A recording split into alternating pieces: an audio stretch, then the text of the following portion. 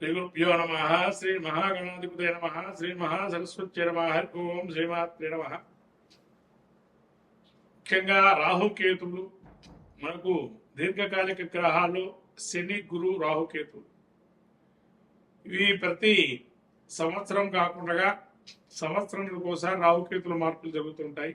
ఇలా మార్పులు జరిగినప్పుడు రాహుకేతువులకు సంబంధించి ఇవి పాపగ్రహాలుగా చెప్పబడింది. ముఖ్యంగా ఇందులో పాపగ్రహం కూడా రాహు ఎక్కువగా అధిక ప్రాధాన్యత పాపగ్రహం, కేతువు స్వల్పమైన పాపగ్రహం, జ్ఞానాన్ని ఇస్తుంది. కాకపోతే ఈ రాహుకేతువుల వల్ల మనకి ఏమిటి అంటే ఇది ఒక సర్పాకారంగా మొండెము, తర్వాత ఒక దగ్గర ఒక గ్రహంగా మనం చెప్పబడింది. అదే ఏదైతే ఉంటుందో తల వచ్చేసి కేతు అని, మిగతా మొండెమంతా కూడా తల కాకుండా ఉండేటువంటిదంతా కూడా రాహు అని, 5 తలలతో ఉండేటువంటిది సర్పం ఏదైతే ఉందో అది రాహు అని, సర్పాకృతిలో ఉండేటువంటిది తోక భాగం ఏదైతే ఉందో కేతు అని మనం చెప్పబడింది. కాబట్టి ఈ రాహుకేతువులు ప్రబలంగా సూర్యచంద్రులను మర్దనం చేస్తూ గ్రహణ సమయాల్లో వాళ్ళ యొక్క నిస్తేజాన్ని కోల్పోతూ రాహుకేతులు ప్రబలి అనేకమైనటువంటి రాక్షస గుణాదులు కానీ అనేక అద్భుతాలు కానీ సృష్టించేటువంటి అవకాశం ఉంటుంది. ఈ రాహుకేతుల వల్ల ముఖ్యంగా ఏంటంటే సర్జరీస్ కానీ అబ్రాడ్ కానీ, అలానే కేతు ఉంటే కనుక ఈ యాక్సిడెంట్ కానీ, ఆకస్మిక ధన ప్రవాహం కానీ, ఆకస్మిక లాభాలు కానీ, ఆకస్మిక ప్రయాణాలు కానీ, ఆరోగ్యం కూడా ఒక్కసారిగా కుదిపేసే అవకాశం కానీ, అనారోగ్యవంతులుగా చేయటం కానీ, ఈ యాక్సిడెంట్కి సంబంధించి కానీ, అలానే ఈ రాహు దీర్ఘమైన కాలికమైనటువంటి వ్యాధులకి గురి చేసే అవకాశం కానీ ఉంటుంది. కాబట్టి రాహుకేతువులు ప్రబలంగా మనిషి జీవితం మీద ఎక్కువగా కలియుగంలో రాహుకేతుల ప్రభావం ఎక్కువ విపులంగా ఉంటుంది. ఈ రాహుకేతులకు మనకు వివిధ స్థానాల్లో ఉన్నాయి. ఆ యొక్క స్థానాల్లో కొందరికి శుభాశుభాది గ్రహాలు కానీ అశుభ స్థానాల్లో ఉండడం, శుభస్థానాల్లో ఉండడం, ముఖ్యంగా పాపులు 3, 6, 11 మన గోచార ఫలితాలు శుభంగా చెప్పబడినాయి. ఇవి కాకుండా కొన్ని స్థానాలు మూల త్రికోణాలు, స్వచ్ఛ నక్షత్రాలు అనేటువంటివి రాహుకేతులు లేవు. కానీ కొన్ని మతాంతరాల్లో మనకు నక్షత్రాలు స్వక్షత్రాలని మూల త్రికోణాలు చెప్పబడినాయి. కాబట్టి వాటి గురించి మనం తెలుసుకుందాము. ఇవి ఎప్పుడు కూడా వక్రిగత తిరుగుతూ ఉంటాయి రాహుకేతువులు. కాబట్టి వాటి యొక్క పరిమాణాలను మనం చూసి తద్వారా రాహుకేతుల ప్రభావాన్ని తెలుసుకుందాం. శ్రీమాత్రే. ద్వాదశ రాశుల్లో మేషరాశి వారికి ఈ యొక్క రాహుకేతుల ప్రభావం ఏ విధంగా ఉంటుందో తెలుసుకుందాము. ముఖ్యంగా మేషరాశి వారికి రాహు ఏకాదశంలోనూ పంచమక్షత్రంలో కేతువు సంచరిస్తున్నారు. మన గ్రహ ప్రభావం తెలుసుకుందాం. ముఖ్యంగా రాహు మనకు ఏకాదశంలో ఉన్నట్లయితే ఎటువంటి ఫలితం ఇస్తారయ్యా అంటే గోవా జిగజ గంగానాం క్షీరానాథ్ సుభోజనం వస్త్రమాల్యాది లాభించ ఏకాదశోగతో ఫణి.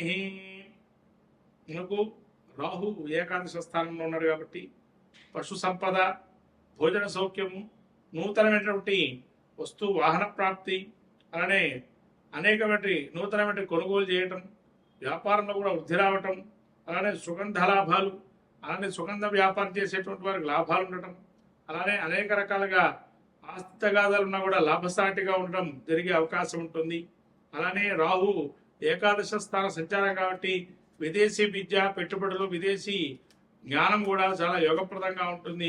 ఒకవేళ కేతువు మనకు ఈ యొక్క పంచమ స్థానంలో ఉన్నారు. మేషరాశి వారికి ఈ యొక్క పంచమ స్థానంలో కేతు ప్రభావం చూసినట్టయితే పుత్రవైరం నృపాత్పూజ్యం కాలాతిక్రమణ భోజనం సుసంవీక్షం నృడం పుణ్యం పంచమస్తో యథాపని. అంటే పంచమంలో గనక కేతువు సంచారం చేస్తున్న సమయంలో సంతానంతో విరోధం కలిగే అవకాశం ఉంటుందన్నారు. ప్రభు సన్మానం, రాజ్య సమానంతో రాజ్యసభలో కానీ ఎక్కడా కానీ సభా గౌరవంలో కానీ మీద సన్మానించ సత్కరించడం జరిగే అవకాశాలు ఉంటాయి. వేళకి తప్పినటువంటి భోజనం కానీ అన్ని కోట్లు సంపాదించినా కానీ తగిన సమయంలో భోజనం చేయకపోవడం వల్ల కొంత అనారోగ్యం వచ్చే అవకాశం కానీ ఉండే అవకాశం ఉంది. అలానే ఎక్కడికి వెళ్ళినా కూడా కొంత లాభాలు చేకూరే అవకాశం ఉంటుంది.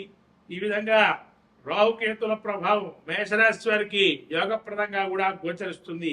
ఈ విధంగా రాహుకేతువులు చాలా ఈ యొక్క పంచమ స్థానంలో కేతు అప్రయోజనంగా ఉన్నారు. కాబట్టి కేతు గ్రహాన్ని అనుకూలం చేసుకోవాలి ఈ యొక్క మేషరాశి వారు. మరి ఏ విధంగా చేసుకోవాలయ్యా? కేతు ప్రసన్నత అంటే గణపతి ఆరాధన, చిత్రగుప్త ఆరాధన, ఉలవల్ని గుర్రాలకు పెట్టడం, గుర్ర నాణాన్ని ఏదైతే నాడ ఉంటుందో ఆ గుర్రం నాడని దానంగా ఇవ్వటం, లేదా గుర్రం నాడ తెచ్చుకొని మన ఇంట్లో ప్రధాన ద్వారానికి కట్టడం వల్ల కూడా మేషరాశి వారికి ఉండే దుష్పరిణామాలన్నీ కూడా తొలగిపోయి మంచి ప్రభావాలు జరుగుతాయి. ప్రతి సంకష్టహార చతుర్థి నాడు ఈ కేతు గ్రహానికి సంబంధించిన ఆరాధన చేయటం వల్ల, అలానే కేతు గ్రహానికి ప్రతి బుధవారం రోజున కేతు కవచం కానీ చదువుకోవటం, కేతు స్తోత్రం చదువుకోవడం, అష్టోత్తరం కానీ, అలా ఉలవల్ని దానం చేయటం, లేదా ఇప్పుడు మనకు వంటకాలు ఉలవచ్చారు అని అంటారు. ఈ ఉలవచ్చారుగా చేసి భోజనాన్ని తయారు చేసే ఎవరికైనా భోజనంగా ఇచ్చినా కూడా మంచి ఫలితాలు వస్తాయి. కాబట్టి చిత్ర విచిత్రమైనటువంటి అనేక రంగులు ఉండేటువంటి వస్త్రాల్ని దానం చేయటం కూడా మంచి ఫలితాలు గోచరిస్తుంది మేషరాశి వారికి. మంగళం మంచి కొన్ని మంచి మంచి ఫలితాలు కలిగే అవకాశం ఉంటుంది మీన రాశి వారికి. మొత్తం మీద ద్వాదశ రాశుల వారికి రాహుకేతు భ్రమణం అనేటువంటిది చాలా మంచి ఫలితాలు చెడు ఫలితాలు ఉంటాయి. ఎందుకంటే రాహు కుంభంలో వస్తున్నాడు. మీరు అన్ని కూడా చూస్తున్నారు. ఇప్పుడు వ్యక్తిగతంగా ఇప్పటివరకు చెప్పాము. ప్రపంచం మీద ఏ విధంగా ఉంటాయి రాహుకేతుల ప్రభావం అంటే భూకంపాలు, జలంలో యుద్ధాలు చేయటం, జలం మీదుగా మత కొల్లాలు ఛాందసవాదాలు ఎక్కువ కావటం, మా మతమే గొప్పదని చెప్పుకోవటం, ప్రతి మతాన్ని మనం ఉద్దేశించి కొన్ని వ్యాఖ్యలు చేయటం, అలాగే రెచ్చగొట్టడం మనిషిని మత ఛాందసవాదంగా, అలానే కొన్ని విదేశీ ప్రయాణాలు విరమించుకోవటం, ఎందుకంటే విదేశాలు ప్రయాణాలు చేయటం వల్ల ఏమీ వచ్చే అవకాశం లేదని, కొన్ని మినరల్స్ భూగర్భ గనులు వెలికి తీసే అవకాశం ఉంటుంది. అలానే ఈ రాహుకేతుల సమయంలో ధార్మిక సంస్థలు ఎక్కువ కావటం, ముసుగు దొంగలు ఎక్కువ ఉండడం. ముసుగు దొంగలు అంటే మోసపూరితమైన ఆలోచన లేదు, అంటే సైబర్ సెక్యూరిటీ ఏదైతే ఉంటుందో అలా ధననష్టం కావటం.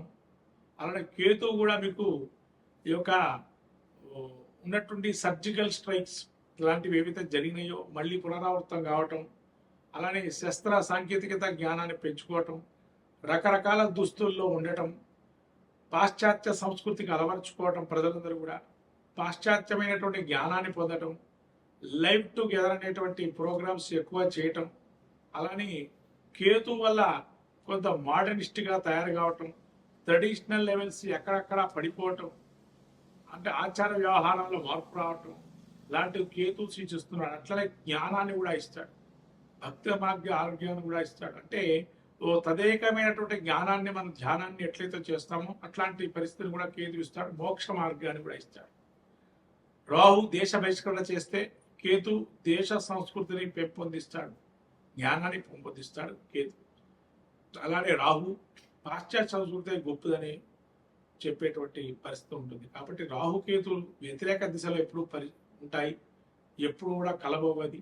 180 డిగ్రీల దూరంతో రాహుకేతులు సంచారం చేస్తుంటారు వక్రగతిలో సూర్యుడికి భ్రమణానికి. కాబట్టి రాహుకేతువులు చాలా మన జీవితంలో అనేక రకాల మార్పులకి, కాలసర్ప దోషాలు, యోగాలు అనేకం చెప్పుకుంటుంటాం. సర్పదోషాలని, పూర్వీకుల శాపాలని, వాళ్ళ అట్లనే పితృ శాపాలని, ఇలాంటి శాపాలు ఇవన్నీ రాహుకేతుల వల్లే మనం సంభవిస్తున్నాయని చెప్పడం జరుగుతుంది. కాబట్టి ఈ రాహుకేతువులకు సంబంధించినటువంటి పరిష్కార మార్గాల అంశాలు ఏవైతే ప్రస్తావించాయో అవన్నీ కూడా చేసుకొని ప్రజలందరూ సుభిక్షంగా ఉండి ఆ రాహుకేతు అనుగ్రహాన్ని కూడా పొంది సకలం కూడా అభీష్ట సిద్ధి కలగాలని కోరుకుంటూ శ్రీమహాత్రేయ.